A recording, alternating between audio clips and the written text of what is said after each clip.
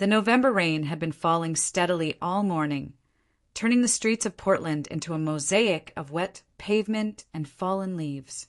I stood in our kitchen, watching droplets race down the window while the turkey roasted in the oven, filling our small house with that familiar Thanksgiving scent. My hands were raw from peeling potatoes, and my back ached from standing for the past 4 hours, but I kept moving. Everything had to be perfect. It always had to be perfect when his family came over. I heard the front door open, followed by the boisterous voices that could only belong to the Brennan family. My husband Nathan's family was loud, successful, and never let you forget either of those facts. I wiped my hands on my apron and took a deep breath, forcing a smile onto my face before walking into the living room. Nathan's mother, Patricia, swept in first, her designer coat dripping rain onto our hardwood floors. She didn't bother taking off her heels as she air-kissed my cheeks, her perfume so strong it made my eyes water. "How are you, dear? Still working at that little bookstore?" Her tone made it sound like I was volunteering at a lemonade stand rather than managing the inventory and finances of an independent bookstore that had been struggling to stay afloat for 3 years. "Yes, still there. Can I take your coat?" Nathan's father, William, barely acknowledged me as he headed straight for the living room, already loosening his tie and looking for the remote. Behind them came Nathan's younger brother, Chase, with his fiancée, Olivia. Chase was everything Nathan wasn't. Where Nathan was quiet and thoughtful, Chase was charismatic and bold. Where Nathan had chosen a stable career as an accountant, Chase had taken risks and now owned 3 successful gyms across the city. "Smells amazing in here," Olivia said warmly, giving me a genuine hug. She was the only one in the family who ever treated me like a person rather than an inconvenient accessory to Nathan. "Thank you. Dinner should be ready in about an hour." Nathan appeared from the hallway where he'd been hanging coats, and immediately his whole demeanor changed. Around his family, he became someone else. Someone smaller. Someone who laughed too loudly at his father's jokes and deferred to his mother's every opinion. We gathered in the living room while I excused myself to check on the food. Through the doorway, I could hear William holding court about his latest real estate acquisition, Patricia chiming in about the charity gala she was organizing, and Chase discussing expansion plans for his business. No one asked Nathan about his work. No one ever did. When I finally called everyone to the table, they filed in with the enthusiasm of people attending a mandatory meeting. I had spent hours setting the table with our wedding china, the candles casting a warm glow over the spread I'd prepared. Turkey, stuffing, mashed potatoes, green bean casserole, cranberry sauce, rolls, and 3 different pies waiting on the counter. "This looks lovely," Patricia said, in that tone that somehow made a compliment sound like criticism. "You must have been cooking all day." I wanted everything to be nice. William was already reaching for the wine, pouring generous glasses for everyone except me. He never offered me wine first. I was always an afterthought if I was thought of at all. As we began passing dishes around the table, the conversation naturally gravitated back to Chase's success. He had just signed a lease for a 4th gym location, this one in the wealthy suburb of Lake Oswego. "I'm telling you, the market is perfect right now," Chase said, his confidence filling the room. "People are finally understanding that health is wealth. We're projecting to triple our revenue by next year." "That's my boy," William beamed, raising his glass. "Always thinking big." Nathan sat quietly beside me, cutting his turkey into precise, small pieces. I reached under the table and squeezed his hand, but he didn't squeeze back. He was somewhere else, somewhere far away from this table and these people. "And how's the wedding planning coming along?" Patricia asked Olivia, who immediately launched into details about venues and flower arrangements. I tried to remember my own wedding planning, but mostly I just remembered Patricia taking over every decision and me being too young and too eager to stand up for what I wanted. The meal continued with more talk of success, money, investments, and achievements. I ate quietly, occasionally getting up to refetch something someone needed, playing the role I'd been assigned in this family. The invisible woman who kept everything running but never quite deserved a seat at the table. Then, as we were finishing the main course and I was about to get up to serve dessert, Nathan suddenly stood. He picked up his wine glass, and everyone looked at him with mild surprise. Nathan never made toasts. Nathan never called attention to himself. "I'd like to say something," he announced, his voice slightly unsteady. My heart started beating faster. There was something in his tone, something I couldn't quite identify. The table fell silent, all eyes on him.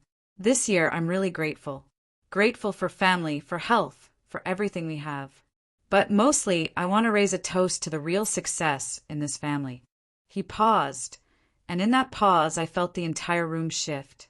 William leaned forward slightly. Patricia's eyebrows rose. Chase stopped mid-reach for the mashed potatoes. Nathan turned, and everyone's eyes followed his gaze. They all turned to look directly at me.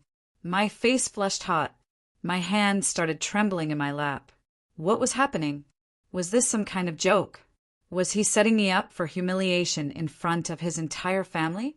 To my wife, Nathan continued, his voice growing stronger, who has worked 2 jobs for the past 3 years, so I could go back to school at night, who never complained when I was too tired to help around the house, who believed in me when I wanted to switch careers and become a financial analyst, even though it meant less money and more stress for her.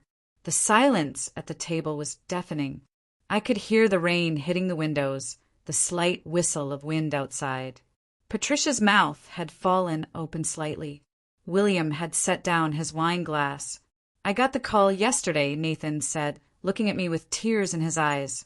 "The firm downtown, the one I've been interviewing with for months. They offered me the position. Senior financial analyst. It's everything I've been working toward, and I couldn't have done any of it without her. Not one single bit of it." He raised his glass higher. "So here's to the real success in this family.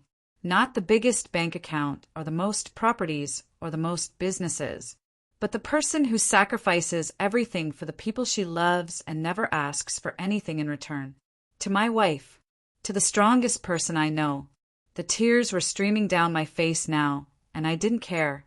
Olivia was the first to raise her glass, her own eyes misty. Chase followed, a genuine smile on his face. Patricia and William raised their glasses last, slowly, mechanically, the shock still evident on their faces. "To your wife," Olivia said warmly.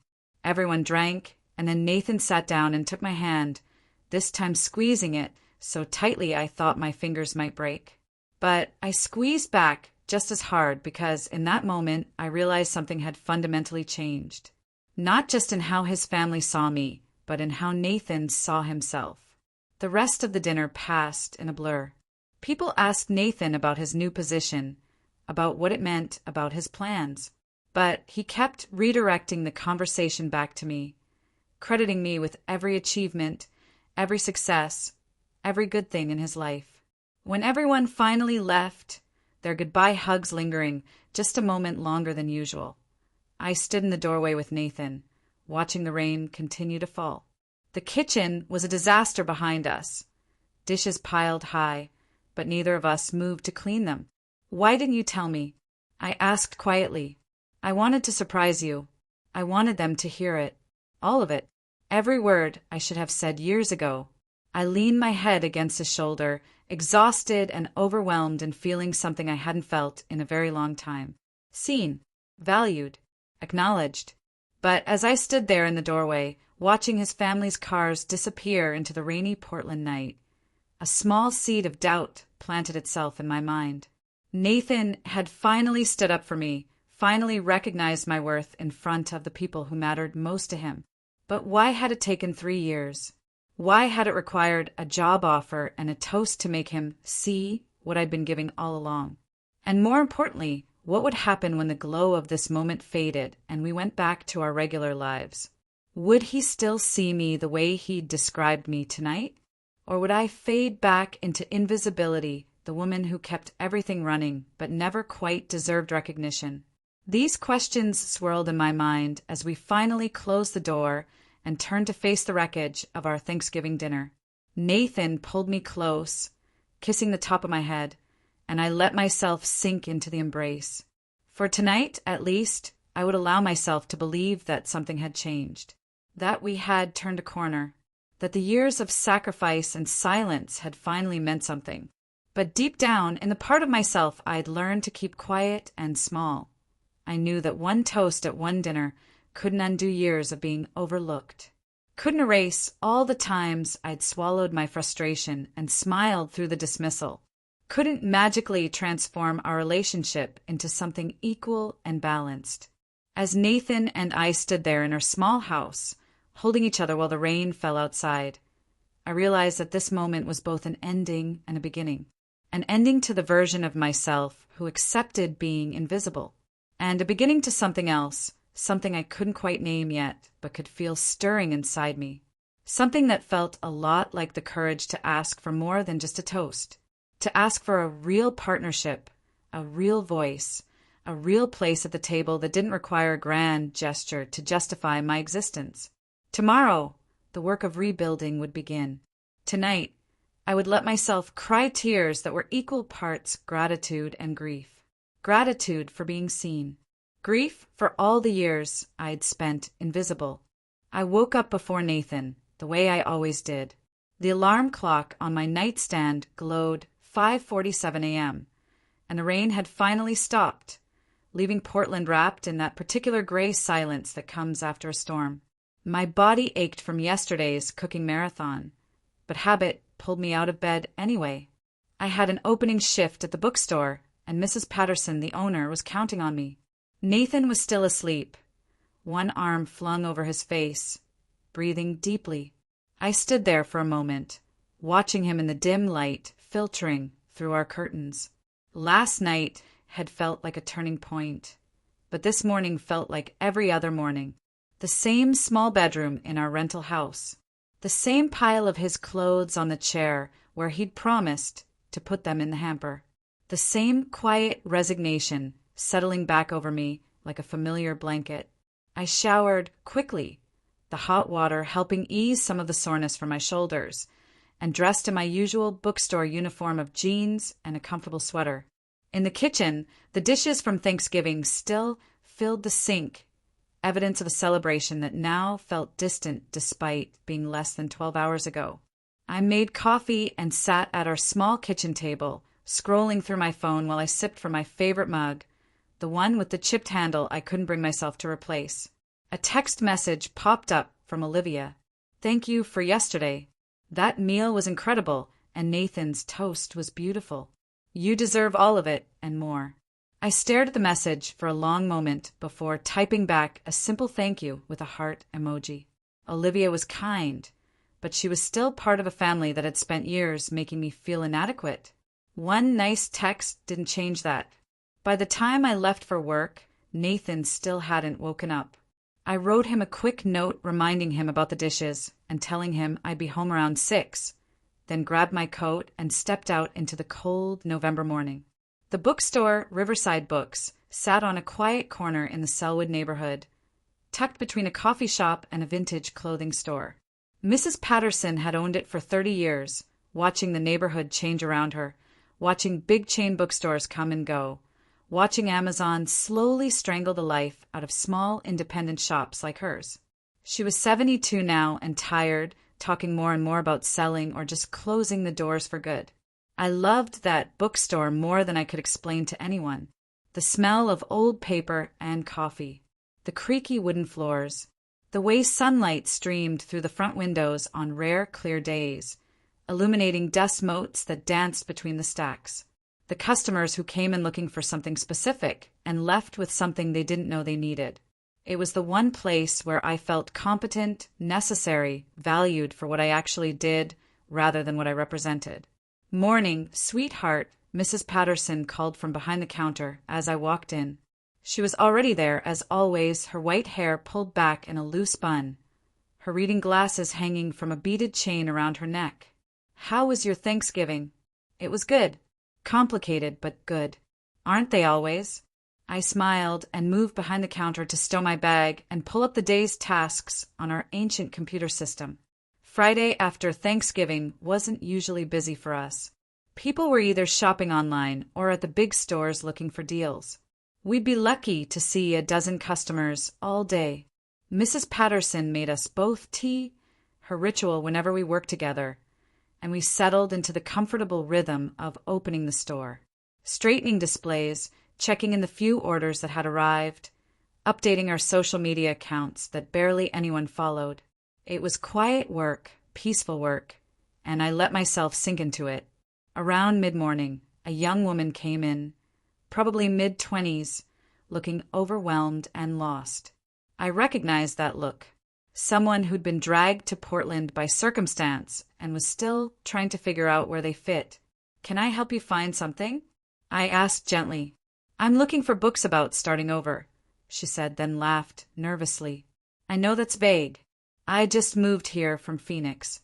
New job, new city, don't know anyone. I thought maybe reading about other people starting over might help me feel less terrified."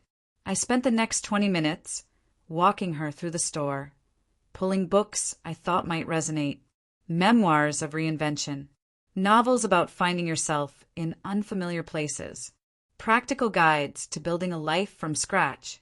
She left with a stack of 6 books and the first genuine smile I'd seen on her face since she walked in. "You're so good at that," Mrs. Patterson said after the door chimed, closed behind the customer. "You always know exactly what people need." I just listen. Most people don't, actually. Most people just wait for their turn to talk. I thought about Nathan's family, about years of conversations where I'd tried to contribute only to be talked over or ignored. Mrs. Patterson was right. Most people didn't listen. They just waited. The afternoon dragged on quietly. A few browsers came in. One regular who always bought mystery novels, an older man looking for a specific history book we didn't have in stock but could order. During a lull, Mrs. Patterson called me back to her small office behind the counter. "Close the door, sweetie." My stomach dropped. Those words were never followed by good news. I closed the door and sat in the worn chair across from her desk, which was buried under invoices and catalogs and years of accumulated paperwork. "I'm going to close the store," she said without preamble. "End of January. I've made the decision." Even though I'd known this was coming, had watched the writing on the wall for months, actually hearing the words felt like being punched. My throat tightened.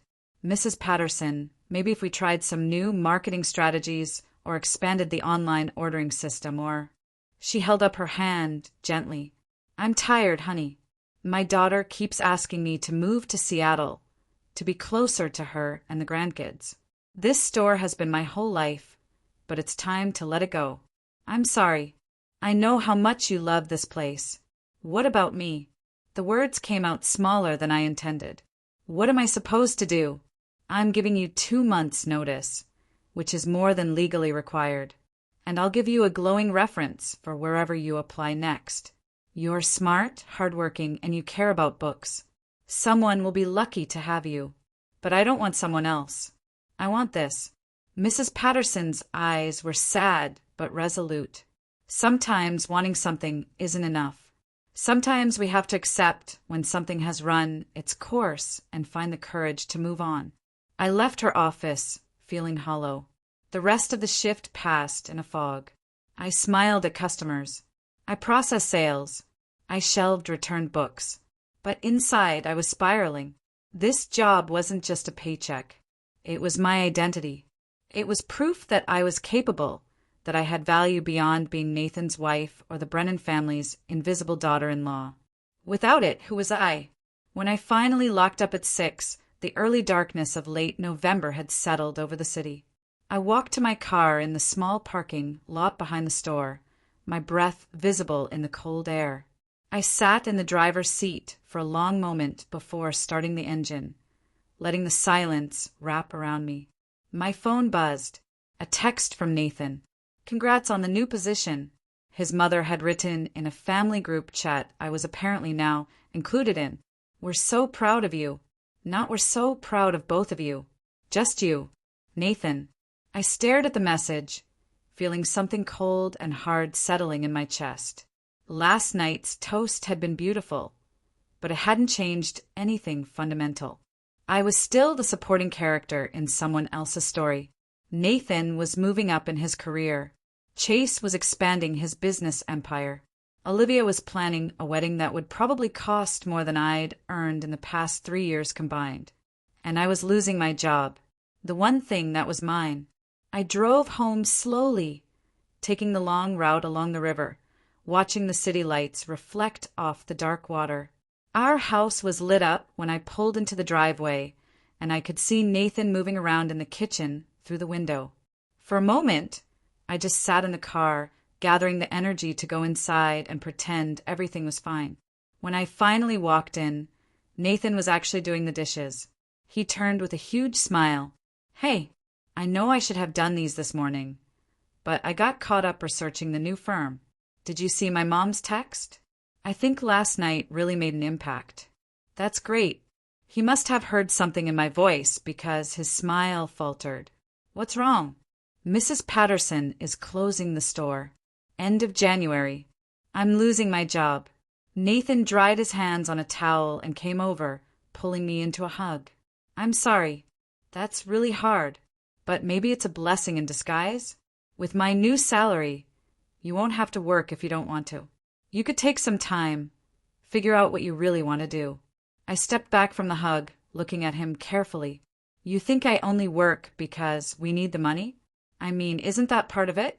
You always talk about how tired you are, how much stress the store causes. Maybe this is a chance to rest." "Nathan, I love that job. It's not about the money. It's about having something that's mine." He looked genuinely confused, and I realized with a sinking feeling that despite last night's beautiful words, he still didn't understand. He'd recognized my sacrifice, but he'd framed it entirely in terms of how it benefited him. He'd thanked me for working 2 jobs so he could pursue his dreams, but it had never occurred to him that I might have dreams of my own. "I have to work my second shift," I said quietly. "I'm scheduled at the restaurant until midnight. Tonight? It's Friday. I thought maybe we could celebrate, order takeout, watch a movie." "I can't just not show up, Nathan. We need the money. Your new job doesn't start for 3 more weeks." "Right. Of course. I just thought." I grabbed my work clothes from the bedroom and changed quickly, not wanting to continue this conversation. When I came back out, Nathan was back at the dishes, his shoulders tense, and I knew he was hurt. But I didn't have the energy to manage his feelings on top of my own. "I'll see you later," I said. "Be safe." The restaurant where I worked weekend nights was in downtown Portland, a mid-range Italian place that catered to tourists and locals celebrating minor occasions. I'd been waitressing there for 2 years, ever since Nathan decided to go back to school, and I was good at it in the same way I was good at most things. Competent, reliable, forgettable. The shift was brutal. We were slammed from the moment I arrived, the combination of post-Thanksgiving visitors and holiday shopping crowds filling every table. My feet ached. My face hurt from forcing smiles. I spilled red wine on my apron and burned my hand reaching past a hot plate. By the time midnight rolled around and I finally clocked out, I was running on fumes. In the employee break room, I sat with my coat on, too tired to drive home yet. My co-worker, Jasmine, collapsed into the chair next to me. "I'm getting too old for this," she groaned. She was 47, a single mother of 3 who'd been waitressing her entire adult life. "Tell me you've got a plan to get out of here before you end up like me. I just found out today I'm losing my other job." Jasmine looked at me with genuine sympathy. "The bookstore?" I nodded. "That's rough, but you're smart, you're young. You'll find something better." "Will I though?" "I'm 31, Jasmine. I have a degree I've never used in English literature. I've spent my entire adult life supporting someone else's ambitions. What exactly am I qualified to do? Anything you want. You've just got to figure out what that is." I thought about this as I finally drove home through the empty streets of Portland. What did I want? I'd spent so many years focused on what Nathan needed, what would make his family accept me, What would keep us afloat financially that I'd never stop to ask myself that fundamental question. The house was dark when I got home. Nathan had left a plate of food for me in the microwave with a sweet note. Saved you some dinner. Love you. I heated it up and ate standing at the counter. Too tired to sit, too restless to go to bed. I thought about the young woman in the bookstore that morning, looking for books about starting over. How I'd known exactly what to recommend. Exactly what she needed to hear. How natural it had felt to guide her, to listen to her fears and hopes and help her find a path forward. And I realized with sudden clarity what I wanted. I wanted to help people, not by bringing them drinks or processing their purchases, but by really helping them figure out their lives, their next steps, their possibilities. I wanted to be a career counselor, a life coach, something in that realm. I wanted to take all the years I'd spent listening and supporting and putting others first and actually build a career around those skills. But that would require going back to school, getting certified or a new degree, time and money and effort, all while Nathan was just starting his new position, all while we were barely keeping our heads above water financially. I stood in my dark kitchen at 1 a.m, holding a plate of lukewarm pasta, and felt the weight of impossible choices pressing down on me. Last night, Nathan had called me the real success in this family. But what did success even mean when you'd spent years making yourself smaller so someone else could grow? The rain started again, tapping softly against the windows, and I let myself cry. For the bookstore I was losing, for the dreams I deferred, for the marriage that looked better from the outside than it felt from the inside, for the version of myself I'd buried so deep I wasn't sure I could dig her back out. Tomorrow I would figure out what to do next. Tomorrow I would be strong and practical and make a plan. But tonight, I gave myself permission to grieve everything I'd lost along the way to becoming the invisible woman at the Thanksgiving table. The next 2 weeks passed in a strange haze of normal routine, layered over existential crisis. I went to work at the bookstore, knowing each shift brought me closer to my last day. I served tables at the restaurant, smiling through exhaustion. I kept the house clean, made dinners, did laundry. On the surface, everything looked the same. But inside, something was shifting, tectonic plates of my identity grinding against each other, building pressure that had to release eventually. Nathan started his new job with an enthusiasm I hadn't seen in years. He'd come home energized, talking about projects and colleagues and opportunities. I was happy for him, genuinely, but it was hard not to notice that while his life was expanding, mine was contracting. He never asked about my job search, never asked what I wanted to do next. He just assumed I'd figure something out, the way I always figured things out. One Saturday morning in early December, I was sitting at the kitchen table with my laptop, scrolling through job listings that all made my soul wither. Retail positions, administrative assistant roles, more waitressing. Nothing that sparked anything in me except dread. Nathan came in from his morning run, sweaty and exhilarated, and grabbed a water bottle from the fridge. "It's beautiful out there. Cold, but clear. You should come running with me sometime. I like walking better." He smiled, kissing the top of my head as he passed behind my chair, and I caught a glimpse of the man I'd fallen in love with 8 years ago. The Nathan who'd been softer around the edges, less caught up in proving himself, more present in our actual life together. "What are you looking at?" "Job listings. I have 6 weeks left at the bookstore." He leaned over my shoulder, reading the screen. "These all look pretty good. That one at the hospital, medical records, that's got to have good benefits." "Nathan, I don't want to work in medical records." "Why not?" "It's stable, decent pay, probably has room for advancement." I closed my laptop and turned to face him. "Because I don't want to spend the rest of my life filing paperwork in a hospital basement." He looked genuinely confused. "Then what do you want to do?" The question hung in the air between us, and I realized he'd never asked me that before. Not once in 8 years of marriage. We'd talked about his career goals endlessly, his desire to move from accounting to financial analysis, his dream of eventually working for a major investment firm, his 5-year plan, 10-year plan, retirement plan. But my aspirations had never come up because I'd never had the space to voice them. I want to go back to school, I said. I want to become a career counselor or a life coach. I want to help people figure out their paths forward. Nathan straightened up, and I watched his expression shift from confusion to concern. That's a big decision. How long would that take?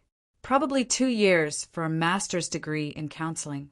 Maybe less if I can do an accelerated program. 2 years. And you wouldn't be working during that time? I could work part-time. There are evening and weekend programs. It would be tight financially, but we could make it work. He was quiet for a long moment, and I could see him doing calculations in his head. Not just financial ones. Calculations about what my going back to school would mean for him, for our household, for the comfortable arrangement where I handled everything domestic while he focused on his career. I don't know if right now is the best time, he said carefully.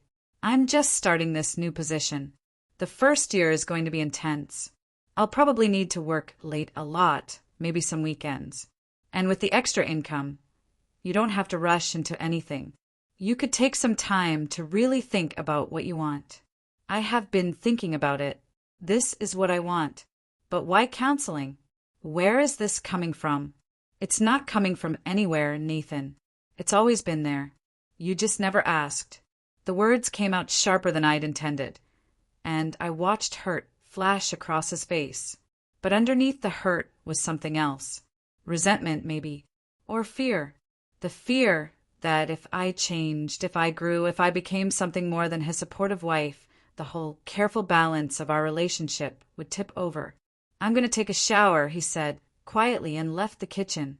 I sat there alone, staring at my closed laptop, feeling the familiar urge to chase after him, to apologize, to smooth things over. That's what I always did. But this time I stayed in my chair. This time I let the discomfort sit. That afternoon, Olivia called and asked if I wanted to meet for coffee. We'd been texting occasionally since Thanksgiving, and I was surprised to realize I actually wanted to see her. She was the closest thing I had to a friend in Nathan's family.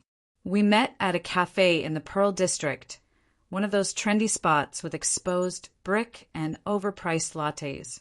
Olivia was already there when I arrived, looking polished and perfect in designer jeans and a cashmere sweater. For a moment, I felt self-conscious in my thrift store coat and worn boots, but she greeted me with a genuine smile and a warm hug. "Thanks for meeting me," she said once we'd settled at a corner table with our drinks. "I know you're probably busy with work and everything. Actually, I'm losing my job. The bookstore is closing." "Oh no, I'm so sorry. Are you doing okay?" "Honestly, not really, but I'm trying to figure things out." Olivia stirred her latte absently. "Can I tell you something? Something I haven't really told anyone else?" "Of course. I'm having second thoughts about the wedding, about Chase, about all of it." I looked at her in surprise. She and Chase seemed perfect together. They certainly looked perfect together. Matching success stories, the golden couple. "He's wonderful," she continued. "He's charming and successful, and his family loves me. But sometimes I feel like I'm marrying into a whole package deal, you know? Like I'm not just choosing Chase, I'm choosing this entire lifestyle and family dynamic and set of expectations. And I watch you at family dinners, and I see how hard you work to fit into this family that doesn't really see you. And I wonder if that's going to be me in 5 years. Why are you telling me this? Because you seem like the only honest person in that whole family. Everyone else is so caught up in appearances and success and maintaining this perfect image. But you're just real, and I needed to talk to someone real." I took a sip of my coffee, thinking about how to respond. I've spent 8 years trying to be enough for the Brennan family, trying to prove I deserve to be there. And I'm just now realizing that maybe the problem isn't that I'm not enough. Maybe the problem is that they value the wrong things. "What do you mean?"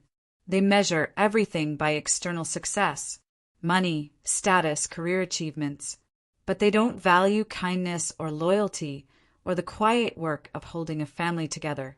Nathan's toast at Thanksgiving was beautiful, but it was also the first time in years anyone in that family acknowledged anything I contribute. And even then, they only acknowledged it because it served Nathan's narrative. It made him look good to honor me. Do you love him, Nathan? The question caught me off guard. Of course I love him. He's my husband.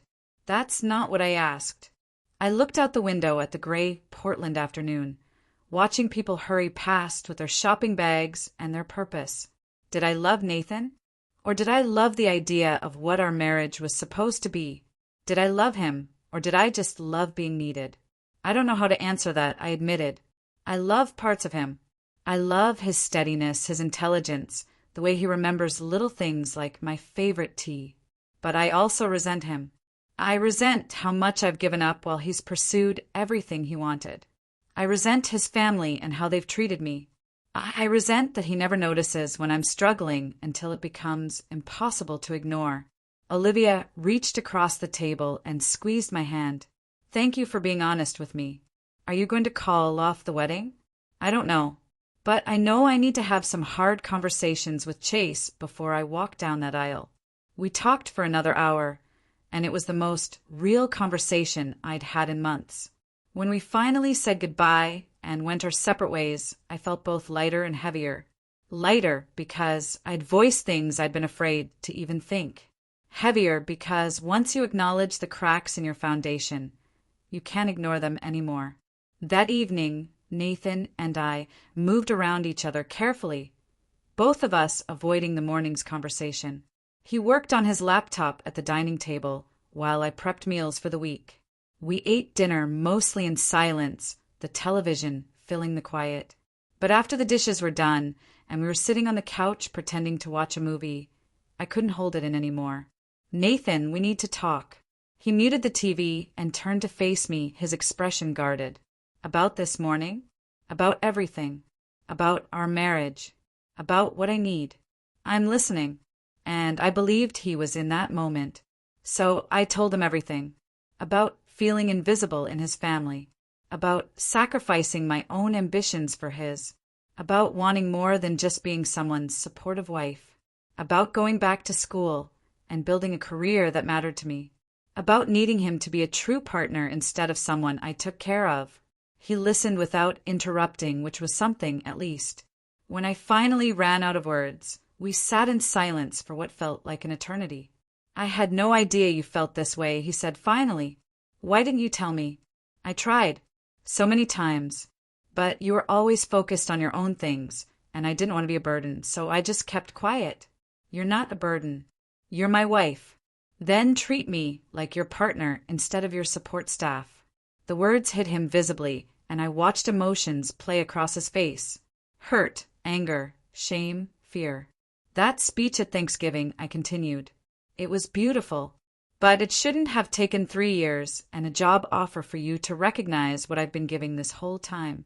And honestly, I'm not sure if you were recognizing me or just recognizing what I did for you. He flinched at that. That's not fair, isn't it?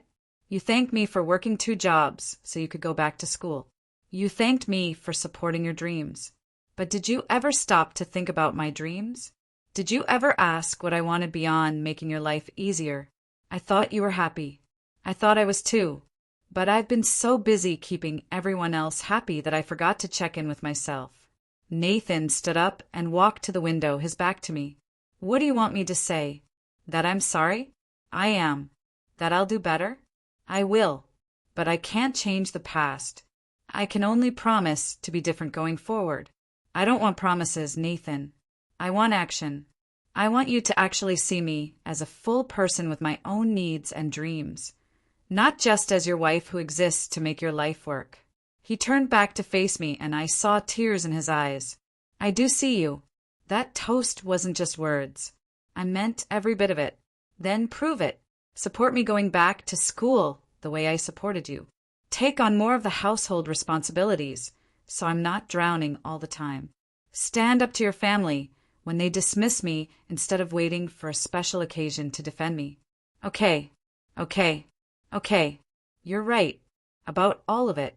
I've been selfish and blind, and I'm sorry. If you want to go back to school, we'll figure it out. If you need me to do more around the house, I'll do more. I don't want to lose you." Those last words hung in the air between us, and I realized that was what this was really about. The fear of loss. Not just me potentially leaving, but him losing the comfortable life we'd built where everything revolved around his needs. "I don't want you to change because you're afraid of losing me," I said quietly. "I want you to change because you genuinely understand that what we've been doing isn't fair or sustainable." "I do understand. Maybe not completely, but I'm trying to.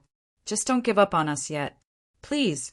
I looked at my husband, this man I'd loved and resented in equal measure for so long, and I saw something I hadn't seen in years. Vulnerability. Real, genuine vulnerability. Not the performance of emotion he put on for his family, but actual fear and hope and uncertainty. "I'm not giving up," I said, "but things have to change, really change, not just for a week or a month until we fall back into old patterns. They will, I promise." I wanted to believe him. Part of me desperately wanted to believe that one honest conversation could fix years of imbalance. But I also knew that change is hard and that people often meant well, but fell short when faced with the daily work of transformation. We went to bed that night without resolving everything, but with something fragile and new between us. Hope, maybe, or just the exhausted acknowledgement that we couldn't keep going the way we had been. The next morning, I woke to find Nathan already up making breakfast. Not just coffee, but actual breakfast. Eggs, toast, fruit. He'd even set the table. "I thought we could eat together before you go to work," he said when I appeared in the doorway, still in my pajamas. "I have the day off. Even better. Then we can actually sit and eat like civilized people."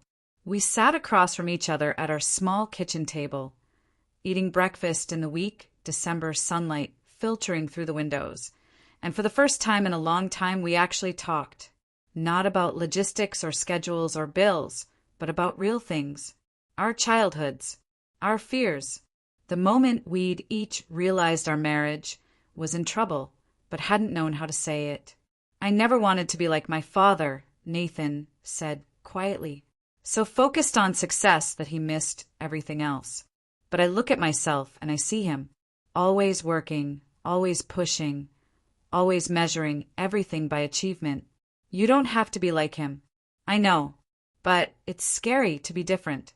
His way works. He has money and respect and security. What if I try to be different and I fail? What if you try to keep being like him and you lose everything that actually matters? He nodded slowly. "That's what I'm afraid of. That I'll look up one day and you'll be gone, and I'll have a great career and my parents' approval and nothing else." "I'm not gone yet, but you're thinking about it. I can see it in your eyes. You're calculating whether this is worth staying for." He was right, and we both knew it.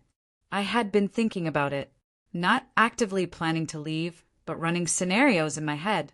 What would it look like to start over alone? Could I afford my own place? Would I be happier or just differently unhappy? "I want to stay," I said, "but I need to know that I'm staying for a marriage, not just an arrangement. Tell me what that looks like, specifically." So I did. I told him I needed him to do half the housework without being asked or reminded. I told him I needed him to set boundaries with his family and defend me when they were dismissive. I told him I needed financial transparency and joint decision-making instead of him managing everything, and me just hoping we'd be okay. I told him I needed regular check-ins where we actually talked about our relationship instead of just coexisting. And I told him I was enrolling in a master's program for counseling psychology, and I needed his genuine support, not just his grudging permission. He listened to all of it, and I watched him process what I was asking. It was a lot. It would require him to fundamentally change how he lived his life. But to his credit, he didn't argue. He didn't minimize. He just nodded and said, "Okay, let's do it." Over the next week, I researched graduate programs while Nathan made spreadsheets about our finances. I found a 2-year program at Portland State with evening and weekend classes that would allow me to keep working part-time. It would be tight financially, especially with me losing the bookstore job, But if we cut back on expenses and Nathan was careful with his money, we could make it work. I also started seeing a therapist. Not couples therapy, though Nathan suggested that too. Just individual therapy for me, to help me untangle years of putting myself last and figure out who I actually was beyond being someone's wife. My therapist, Dr. Helen Warner, was a woman in her 60s with kind eyes and a no-nonsense approach that I appreciated. In our first session, she asked me what brought me in. I've spent 8 years making myself small, I said, and I don't know how to be big again. She smiled. Then, that's what we'll work on. The bookstore's final weeks were bittersweet. Mrs. Patterson and I went through the painful process of liquidating inventory, selling fixtures, saying goodbye to regular customers who'd been coming for years. Each day felt like mourning something irreplaceable. But I also started to see it as an ending that made space for a beginning. I couldn't have gone back to school while working 2 jobs. The bookstore closing, as painful as it was, gave me the opening I needed to redirect my life. On my last day, Mrs. Patterson pulled me aside and handed me an envelope. "Open it later," she said. Inside was a check for $5,000 and a note. "For your education. You helped keep this store alive far longer than it would have survived without you. Now, go build something of your own." I cried in my car for 20 minutes before driving home. That evening, Nathan and I sat down with the acceptance letter I'd received from Portland State. I'd been admitted to the counseling psychology program starting in January. 6 weeks away. "This is really happening," Nathan said, looking at the letter. "Are you okay with it? I'm proud of you." Scared about the money and the changes, but proud. It was the most honest he'd been about his feelings, and I appreciated it. "We're going to be okay," I said. "It won't be easy, but we'll figure it out." Christmas came, and for the first time in years, we spent it alone instead of with Nathan's family. Patricia had called, hurt and confused about why we weren't coming to their traditional Christmas Eve dinner. "We need this year for ourselves," Nathan told her firmly. "We'll see you after the holidays." It was a small boundary, but it mattered. We spent Christmas morning in our pajamas, making breakfast together and watching snow fall outside our windows. Rare for Portland. We exchanged modest gifts, a book I'd been wanting, a nice watch he'd been eyeing. But the real gift was the peace of not performing for anyone, not trying to live up to anyone's expectations. That's not to say everything was perfect. Nathan still occasionally forgot to do his share of housework. I still sometimes fell into old patterns of taking care of everything myself rather than asking for help. We had arguments about money, about time, about whose needs took priority on any given day. But we were trying, really trying, and slowly, incrementally, I started to feel less like I was drowning and more like I was learning to swim. New Year's Eve found us at a small party at Olivia's apartment. She decided not to call off the wedding, but had postponed it for 6 months to give herself and Chase time to work through some issues. Chase was there, and I watched him make an effort to include me in conversations, to ask about my graduate program, to see me as a person rather than just Nathan's quiet wife. At midnight, as everyone counted down and champagne glasses were raised, Nathan pulled me close and kissed me. Not the perfunctory kiss of a long-married couple, but a real kiss. A kiss that held promise and apology and hope. "To new beginnings," he whispered against my lips. "To new beginnings," I echoed. As we drove home through the rainy Portland streets, I looked at the city I'd lived in for 8 years, and it felt different somehow. Like I was seeing it with new eyes. Or maybe like I was finally seeing it with my own eyes, not filtered through what everyone else needed me to be. January would bring the start of graduate school. It would bring challenges I couldn't predict and struggles I wasn't prepared for. But it would also bring the chance to build something that was mine, to use my voice instead of always listening to everyone else's, to stop being the invisible woman at the Thanksgiving table and start being visible to myself. I reached over and took Nathan's hand as he drove, and he squeezed it. We had a long way to go. Years of patterns to unlearn, damage to repair, new ways of being together to discover. But for the first time in a long time, I believed we might actually make it. Not because he'd made a toast or because his family had finally acknowledged my existence, but because I'd finally acknowledged myself. Because I'd finally said out loud what I needed and refused to accept less. Because I'd chosen myself even when it was scary, even when it meant risking the comfortable life I'd built around making everyone else happy. The rain turned to snow as we pulled into our driveway, and I watched the flakes swirl in the glow of our porch light. Tomorrow was a new year. Tomorrow, I would start becoming the person I'd always had the potential to be, but had never given myself permission to pursue. Tonight, I would go to bed beside my imperfect husband in our small rented house, and I would sleep peacefully. Not because everything was fixed, but because I'd finally stopped pretending everything was fine when it wasn't. And somehow, that honesty felt like coming home to myself after years of being lost. The first semester of graduate school hit me like a tidal wave. I'd known it would be challenging, but I hadn't anticipated how completely it would consume my life.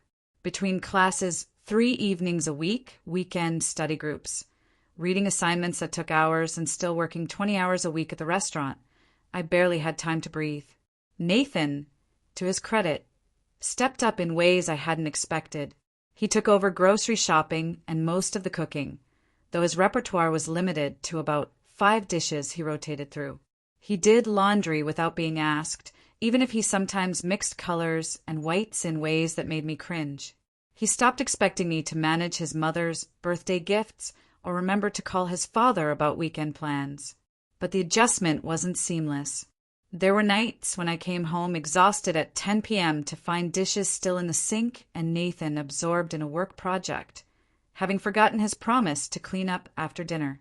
There were weekends when I needed quiet study time and he wanted to watch television at full volume. There were moments when I could see the resentment flicker across his face because I wasn't available to be his sounding board about work stress or his entertainment when he was bored. We had our first real fight in February. I'd been working on a major paper about developmental psychology, holed up in our bedroom for most of the weekend. Nathan had been patient for a day and a half, but by Sunday evening his patience wore thin. "Are you ever going to come out of there?" He called through the door. "I have to finish this. It's due tomorrow. You've been working on it for 3 days. That's what graduate school is, Nathan. 3 days on one assignment." He opened the door without knocking, and I looked up from my laptop, irritated. "I need you to look at something for work. It'll just take 5 minutes. "I can't right now. You never have time anymore. We live in the same house, but I barely see you."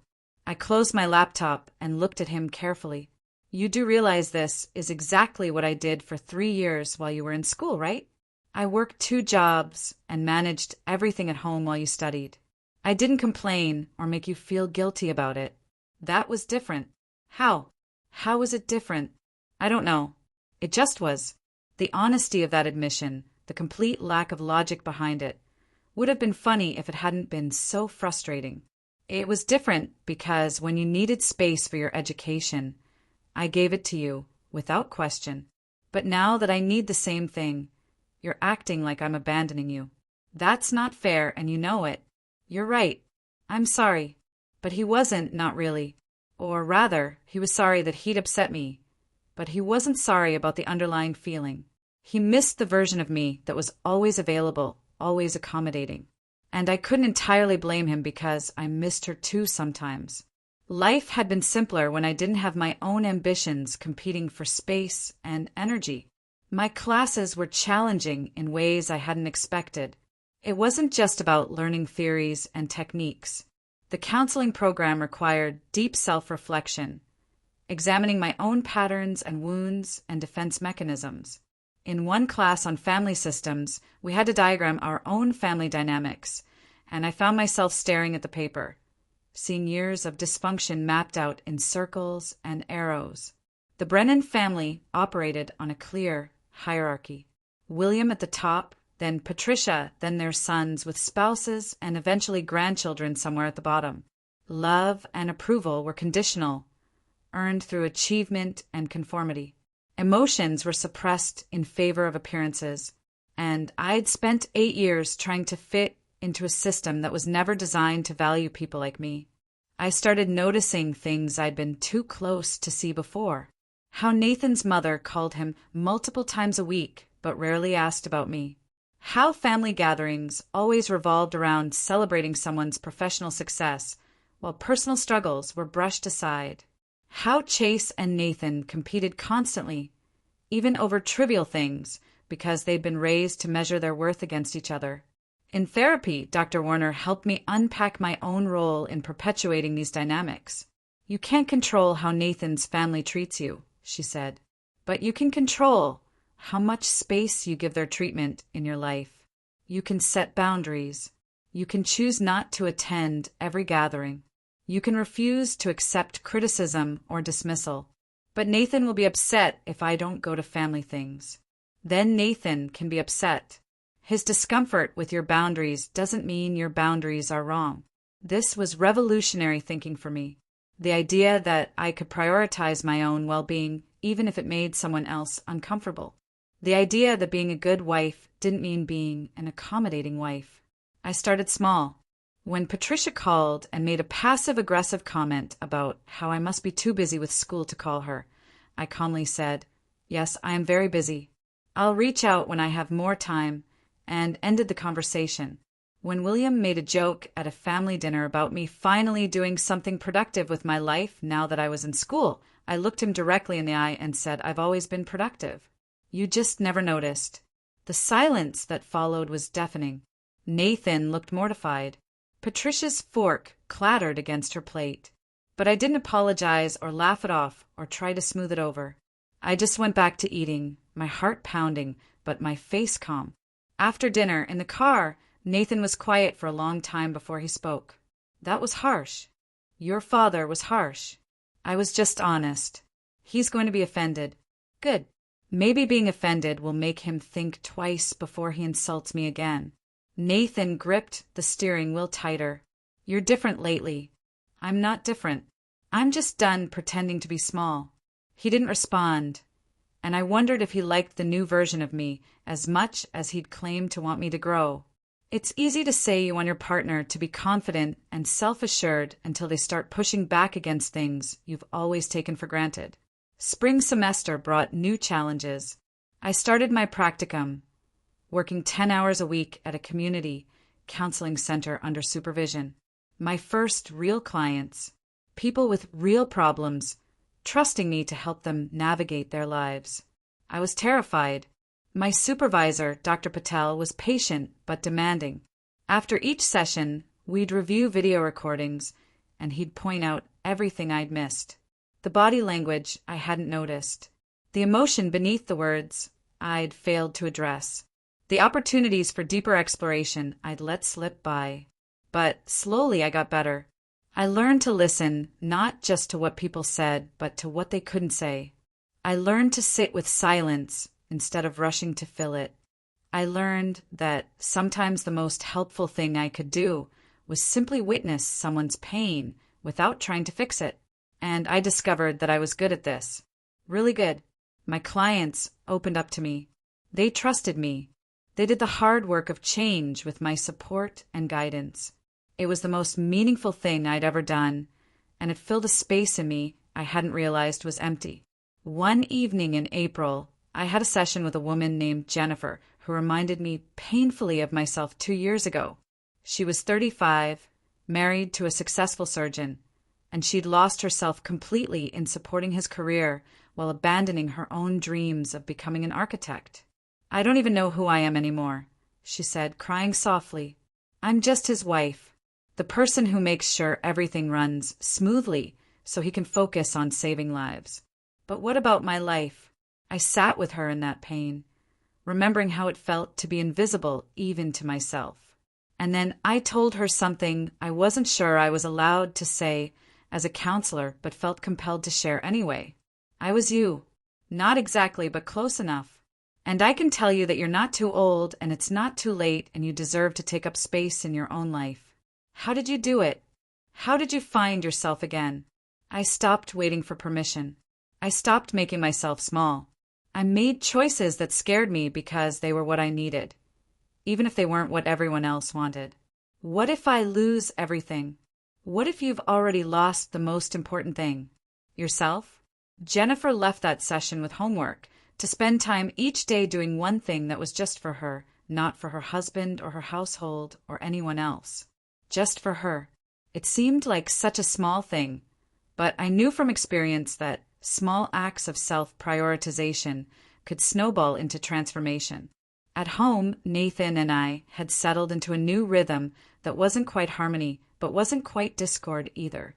We'd learned to exist in the same space with different priorities, negotiating our needs instead of assuming one person's needs always took precedence. But there were cracks I couldn't ignore. Nathan had become closer with his work colleagues, spending more evenings out networking or attending happy hours. He swore it was necessary for his career advancement, and maybe it was, but it also felt like he was building a life that didn't particularly include me. When I mentioned this in therapy, Dr. Warner asked me a hard question. If Nathan is building a life without you, what kind of life are you building? I didn't have a good answer. I'd been so focused on becoming myself again, on pursuing my education and career, that I hadn't stopped to think about whether I was building toward a future with Nathan or just building toward a future that happened to include him. In May, Olivia called me in tears. The wedding was back on for June, and she was having a panic attack about it. I don't love him enough, she sobbed. Or I love him, but I'm not in love with him. Or I love who he could be, but not who he is. I don't even know anymore. I met her at a park near her apartment, and we walked along the river while she talked through her fears. She wasn't just worried about Chase. She was worried about joining a family that measured worth by accomplishment, about losing herself the way she'd watched me lose myself, about waking up in 10 years and realizing she'd built a life that looked perfect but felt hollow. What should I do? She asked. I can't tell you that, but I can tell you that it's better to disappoint people now than to destroy yourself slowly over years trying to meet impossible expectations. Are you talking about me or about you? Maybe both. She ended up postponing the wedding again, and Chase was furious. There was a huge family blowout where Patricia accused Olivia of leading Chase on, and William demanded to know what her problem was. Nathan, to my surprise, defended Olivia. Maybe she just needs time to be sure, he said at the family dinner where the fight erupted. Marriage is a big deal. It's better to be certain than to rush into something you're not ready for. Patricia turned her sharp gaze on him. Are you saying you weren't certain when you married her? She gestured dismissively toward me, not even using my name. I'm saying I wish I'd been more mature and thoughtful about what marriage actually requires, instead of just assuming it would work itself out. The honesty of that statement hit me hard.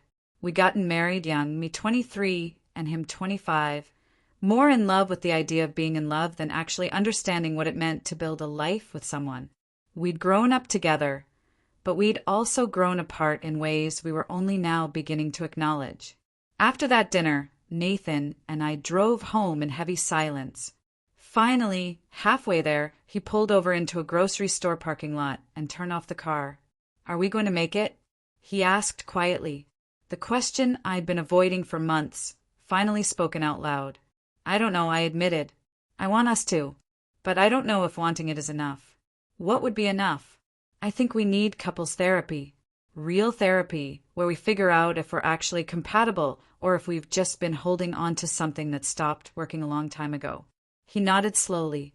Okay, let's do it. We started couples therapy in June with a therapist named Ron Castellano. He was in his 50s, direct but compassionate, and he didn't let either of us hide behind platitudes or deflections. In our third session, he asked us each to describe what we thought marriage should be. A partnership, I said. Two people supporting each other's growth while building something together that's bigger than either of them individually. Nathan took longer to answer. A commitment, a promise to stick with someone through good times and bad. A foundation of stability and security. Ron looked between us. Those aren't necessarily incompatible visions, but they're emphasizing different things. One is focused on growth and dynamism. The other is focused on stability and constancy. Where do those visions clash in your actual relationship? The floodgates opened. Nathan admitted that my going back to school had scared him because it meant I was changing in ways he couldn't predict or control. I admitted that his focus on stability often felt like stagnation to me, like he wanted to lock us into patterns that were comfortable for him but suffocating for me. We talked about his family and how their values had shaped his understanding of success and worth. We talked about my tendency to accommodate and people please until I reached a breaking point and exploded. We talked about whether we'd ever really known each other or if we'd fallen in love with projections and possibilities rather than the actual human beings we were. It was exhausting and painful and occasionally hopeful. By July, I was more than halfway through my graduate program. I'd made friends with some of my classmates, people who understood the intensity of what we were going through and could commiserate about demanding supervisors and impossible reading loads. I spent more time with them, studying together, grabbing coffee between classes, building a community that was mine. Nathan noticed. One evening, when I came home from a study session that had turned into dinner with classmates, he was waiting up for me. "You're gone a lot," he said. "I'm in school." That's what being in school means. You're not just in school. You're building a whole separate life. Is that what you did when you went back to school? And I supported you. Built a separate life? No, but you always made time for us. For me. Because I didn't have friends or outside interests or anything that was just mine. My entire life revolved around you. Is that what you want? For me to go back to having no identity outside of being your wife? That's not what I said, but it's what you meant. He ran his hands through his hair, frustrated. I just feel like I'm losing you. Or maybe you're just realizing you never really had me the way you thought you did. Maybe you had a version of me that was so busy taking care of you that she never developed into a full person. The words were harsh but true, and we both knew it. We were at a crossroads. Either we figured out how to be married to the people we actually were, flaws and needs and separate identities included, or we needed to admit that we'd outgrown the relationship we'd built in our early 20s. In therapy that week, Ron asked us to do an exercise. We each had to write down 3 things we loved about our marriage and 3 things we'd change if we could. Nathan's list of loves included my loyalty, our shared history, and the comfort of having someone who knew him completely. His list of changes included more quality time together, better communication about feelings, and me being less defensive when he brought up concerns. My list of loves included his intelligence, his dry sense of humor, and the moments when he really saw me and understood what I needed. My list of changes included more emotional intimacy, equal distribution of household labor, and him setting real boundaries with his family. Ron looked at both lists for a long time before speaking. What strikes me is that both of you love things about each other that are real, but you're also both asking the other person to change fundamental aspects of how they operate in the world. The question is whether those fundamental differences are deal breakers or whether they're things you can learn to work with. Are they deal breakers? Nathan asked me directly. I don't want them to be. But I also don't know how to be married to someone who needs me to be available and accommodating when I'm finally learning to be unavailable and self-focused sometimes. And I don't know how to be married to someone who's constantly changing and growing away from the life we built together. Then maybe, Ron said gently, you need to grieve the marriage you thought you had and decide if you want to build a different one. Not better or worse, just different, based on who you actually are now, rather than who you were when you got married. We left that session without answers, but with a clearer sense of what we were facing. This wasn't about fixing our marriage. This was about deciding if we wanted to build something entirely new, or if we wanted to acknowledge that we'd grown into people who were better apart than together. August brought my sister Maggie's visit from Seattle. She was 2 years younger than me, single and child-free by choice, working as a software engineer and living a life that was completely her own. We'd always been close, but had drifted somewhat during my marriage, mostly because she'd never understood why I'd made myself so small for Nathan. We met for brunch at a place in Northwest Portland, and she took one look at me and said, "You look different." Different how? Like you're actually present in your own life. I told her everything. The Thanksgiving toast, losing the bookstore, going back to school, therapy, the constant negotiation of my marriage, the growing realization that Nathan and I might not make it. She listened without judgment, and when I finished, she asked me one question. If you weren't married to Nathan, what would your life look like? I'd never let myself consider that question seriously before, but sitting there with my sister, I allowed myself to imagine it. An apartment of my own, small but entirely mine. Late-night study sessions without worrying about being too loud or taking up too much space. Dating eventually. Maybe finding someone who valued my ambition instead of being threatened by it. Building a career, helping people, without having to constantly justify why it mattered to me. It looked lonely but also free. That's your answer right there, Maggie said gently. When you imagine life without him, you look relieved. Not devastated. Relieved. I love him. I know you do. But love isn't always enough. Sometimes people love each other, but still aren't meant to walk the same path. I wasn't ready to admit she was right, but I also couldn't deny the truth of what she'd observed. When I imagined my future without Nathan, the dominant emotion wasn't grief. It was possibility. I finished graduate school in December, exactly 2 years after that Thanksgiving dinner, where everything had started to unravel. I'd earned my master's degree in counseling psychology with honors, completed all my clinical hours, and accepted a full-time position at the community counseling center where I'd done my practicum. Nathan came to my graduation, along with Maggie and Dr. Warner and some of my classmates. His family didn't come. Patricia had made some excuse about a prior commitment, and the others had followed her lead. Nathan apologized for them, but I wasn't surprised or even particularly hurt. I'd stopped expecting anything from the Brennan family. After the ceremony, Nathan took me to dinner at a nice restaurant downtown. We sat across from each other in the candlelight, and I could see him trying to find words for something difficult. "I'm proud of you," he started. "You did something really hard and you succeeded." "Thank you. But I also have to be honest. I don't think I've been a good partner to you through this. I wanted to be. I tried to be. But I kept resenting the changes and wishing things could go back to how they were. I know. I love you. I really do. But I think Maggie was right when she told you at brunch that sometimes love isn't enough." I stared at him in shock. "You heard that? You left your phone on the table when you went to the bathroom. A text came through from her referencing your conversation. I know I shouldn't have read it, but I did. So you've known for 4 months how I've been feeling?" "I've known longer than that. I just didn't want to admit it." We sat in silence for a while, the truth finally fully exposed between us. "What do we do now?" I asked. "I think we let each other go. Not because we don't care about each other, but because we care enough to admit this isn't working. You need someone who celebrates your ambition instead of feeling threatened by it. And I need someone who wants the kind of stable, traditional life I want. We're not those people for each other anymore." The grief hit me then, not sharp and shocking, but deep and aching. Grief for the marriage we'd thought we were building. Grief for the young people we'd been who'd believed love was enough.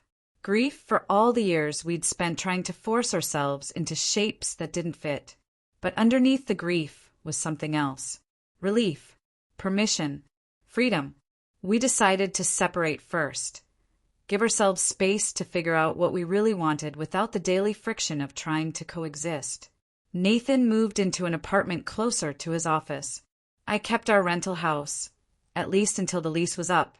The holidays were strange that year. I spent Christmas with Maggie in Seattle. Nathan spent it with his family, and I heard through Olivia that Patricia had been thrilled about the separation, already planning to set him up with the daughter of one of her friends. Olivia and Chase had finally got married in a small ceremony in October, just family, and she'd called me afterward to thank me for our conversations that had helped her figure out what she actually wanted. She'd set boundaries with the Brennan family that they were still adjusting to. But Chase was supporting her, and they were building something that was theirs rather than just an extension of his family. New Year's Eve, I spent alone in my house, which was strange but not unbearable. I made myself a nice dinner, opened a good bottle of wine, and reflected on the 2 years since that Thanksgiving dinner that had set everything in motion. Nathan's toast had seen me, finally. But more importantly, it had helped me see myself. See how much I'd been giving. See how small I'd become. See that I deserved more than just being acknowledged for my sacrifice. I deserved to be celebrated for my ambition, supported in my growth, valued as a full and complete person rather than just as someone's wife. The divorce was finalized in March, 2 months after I'd officially started my new job. It was amicable and sad and necessary. We divided our minimal assets, kept in touch through occasional texts, and slowly became part of each other's past rather than each other's present. I threw myself into work. My caseload was full of people struggling with transitions, identity issues, relationship problems. I helped them untangle the same kinds of knots I'd spent years tied up in. And in helping them, I continued healing myself.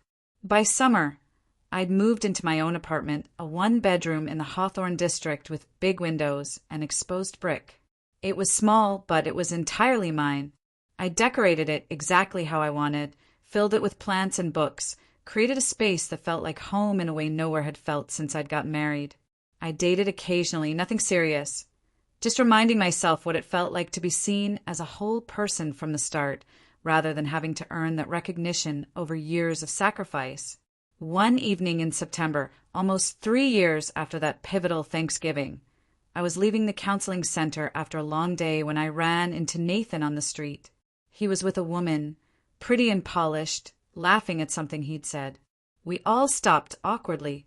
"Hi," he said. "This is Melissa. Melissa, this is my ex-wife."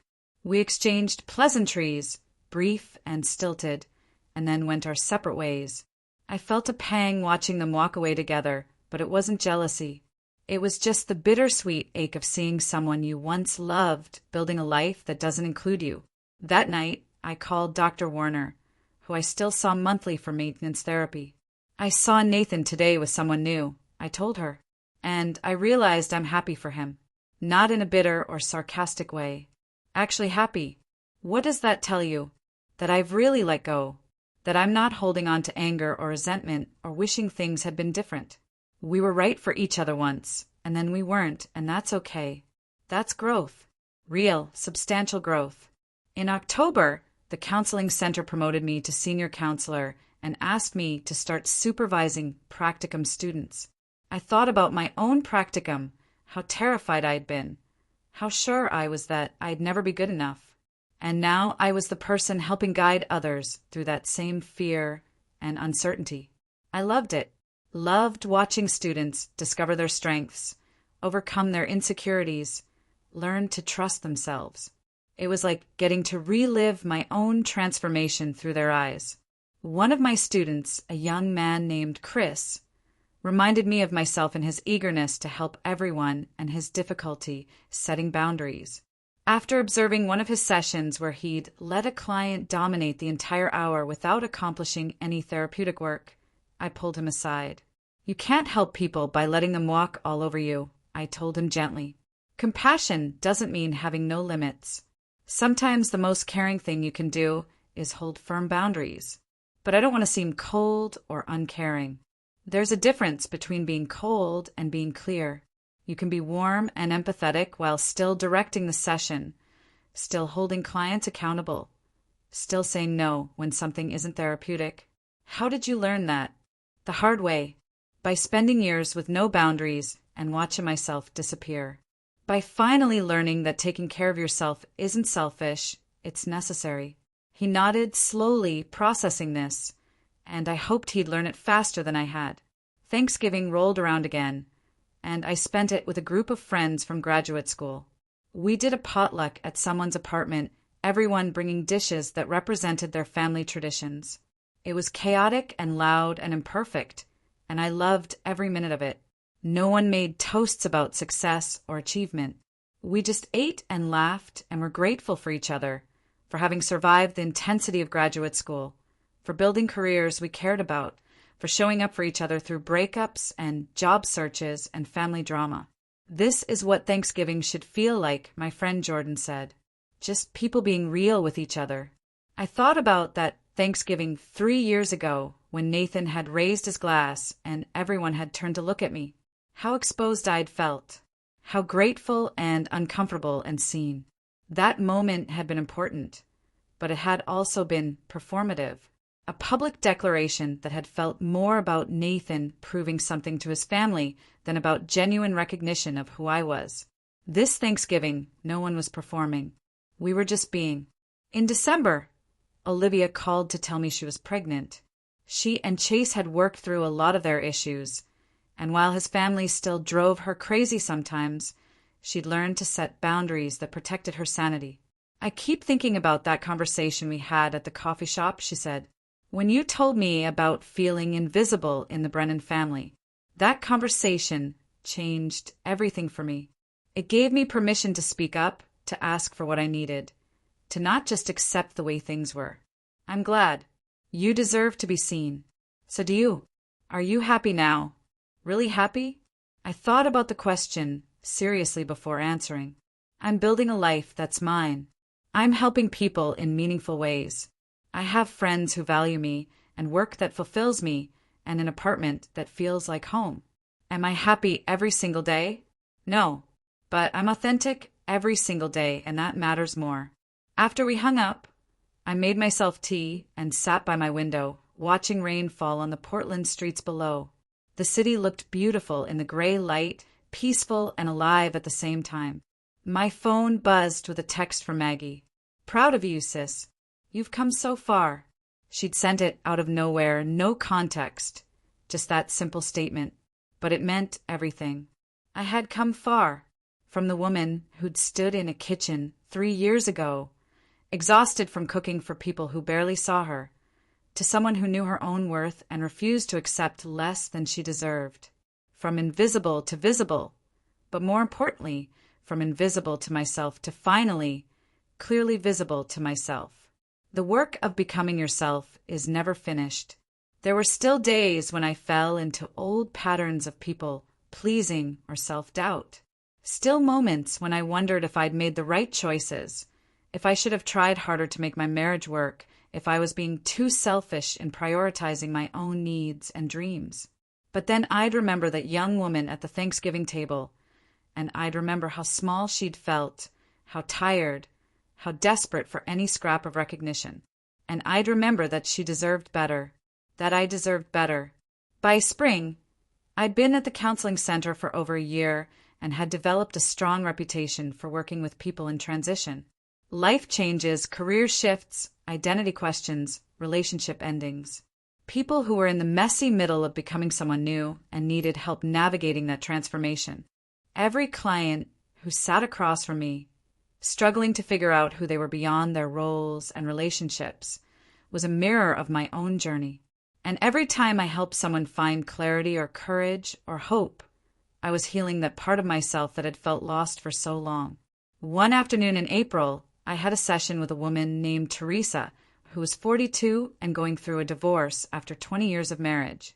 She'd spent 2 decades supporting her husband's military career, moving every few years, sacrificing her own professional ambitions, raising their kids in different states and countries. Now the marriage was over, and she had no idea who she was outside of being a military wife and mother. I feel like I'm too old to start over, she said, crying. 20 years. I gave him 20 years, and now I'm starting from zero. You're not starting from zero. You're starting from 20 years of experience supporting, adapting, managing, and surviving. Those are skills, Teresa. Real skills that matter. But what do I do with them? How do I turn being a good military wife into an actual career? We spent the rest of the session brainstorming possibilities.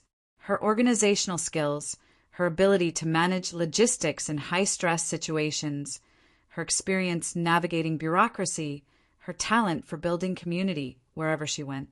By the end of the hour, She'd identified 3 potential career paths that actually excited her. After she left, I sat in my office, feeling the weight of that session. How many women had I met like Teresa, like the version of myself I'd been? Women who'd poured themselves into supporting someone else and woke up one day not knowing who they were. This was the work I was meant to do, not just helping people in general, but specifically helping women reclaim themselves after years of disappearing into roles and relationships. I started developing a workshop series for the Counseling Center focused on women in transition. We piloted it in June with 8 participants, meeting weekly for 2 months. The women ranged in age from 29 to 63, but their stories were remarkably similar. Years of accommodation and self-sacrifice, partners or families who'd benefited from their labor without recognizing it, a growing realization that they'd lost themselves, and a desperate desire to find their way back. The workshop became one of the most meaningful things I'd ever done. Watching these women support each other, challenge each other, celebrate each other's small victories, and mourn each other's losses. They formed bonds that extended beyond our meetings, became friends, created a community of women who understood what it meant to rebuild yourself from the inside out. One participant, a woman named Linda who was 56 and recently widowed, said something in our final session that stuck with me. For 30 years, I was somebody's wife. Then I was somebody's widow. But now I'm learning to just be Linda. And I didn't realize how much I'd missed her. The whole group nodded in recognition, and I found myself nodding too. Because I'd missed myself too, the self I'd buried under years of trying to be what everyone else needed. Summer came, warm and bright, and I took a vacation by myself for the first time in my life.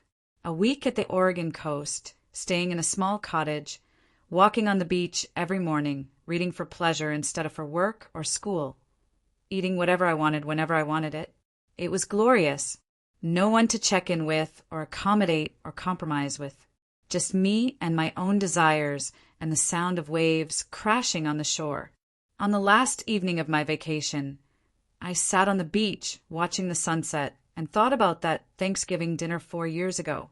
How that one moment, that one toast, had been the catalyst for everything that followed. Not because Nathan's recognition had saved me, but because it had shown me how hungry I was to be seen. How much I'd been starving for acknowledgement, for value, for matching. And once I'd had that taste of being seen, I couldn't go back to being invisible. Not to Nathan's family, not to Nathan himself, not to anyone, but most importantly, not to myself. The toast hadn't been the turning point. The turning point had been my decision, in the days and weeks that followed, to finally see myself clearly, to recognize my own worth instead of waiting for someone else to assign it to me, to stop asking for permission to take up space and just take it. I pulled out my phone and typed a text to Nathan. I'd thought about this message for months, and I finally felt ready to send it. Thank you for the Thanksgiving toast 4 years ago. It meant more than you probably knew. Not because I needed you to tell me I mattered, but because hearing it out loud helped me realize I'd been waiting for external validation instead of claiming my own worth. That dinner changed my life, just not in the way either of us expected. I hope you're well. I hope you're happy. I hope you found someone who wants the life you want. Thank you for letting me go so I could find myself. I hit send before I could second guess it, then put my phone away and watched the sun sink below the horizon, painting the sky in shades of orange and pink and purple. My phone buzzed a few minutes later. Nathan's response was short but warm. Thank you for teaching me that love sometimes means letting go. You deserve everything good that's coming your way. I'm proud of the person you've become. I smiled, feeling the last piece of our shared history settling into place. No anger, no resentment, no what-ifs. Just gratitude for what we'd shared and peace with how it had ended. When I returned from my vacation, there was a message from the Counseling Center director asking me to meet with her. I went to her office expecting to discuss the workshop series or maybe a difficult client case. Instead, she offered me the position of clinical director. More responsibility, better pay, the chance to shape the center's programming and expand our services to underserved populations. I said yes without hesitation. That night, I celebrated alone in my apartment with takeout and wine, calling Maggie and Dr. Werner and my friends from graduate school to share the news. Everyone was thrilled for me, proud of me, celebrating this achievement that was entirely mine. No one I had to share credit with. No one I had to thank for making it possible. Just my own hard work and dedication and refusal to settle for less than I deserved. Fall arrived, and with it came the 4th anniversary of that Thanksgiving dinner. I thought about marking it somehow, maybe writing about the experience or doing something symbolic to honor how far I'd come. But in the end, I just lived my life, went to work, supervised my students, led my workshops, had dinner with friends, took myself to a movie, existed fully and completely as myself without apology or explanation, because that was the real victory, not a dramatic transformation or a public declaration, but the quiet daily practice of being authentic, of taking up space, of mattering to myself first and everyone else second. The woman who'd stood at that Thanksgiving table 4 years ago, desperate for recognition, wouldn't recognize me now. Not because I looked different or had achieved some external measure of success, but because I'd fundamentally changed how I saw myself. I was no longer the supporting character in someone else's story. I was the protagonist of my own story, and I was writing it exactly the way I wanted it to unfold. On Thanksgiving that year, I hosted dinner at my apartment for the first time. A small group of friends, some from work, some from graduate school, some just people I'd met and connected with over the past year. We cooked together, laughed together, shared what we were grateful for. When it was my turn, I raised my glass and looked around at these people who saw me clearly and valued me completely.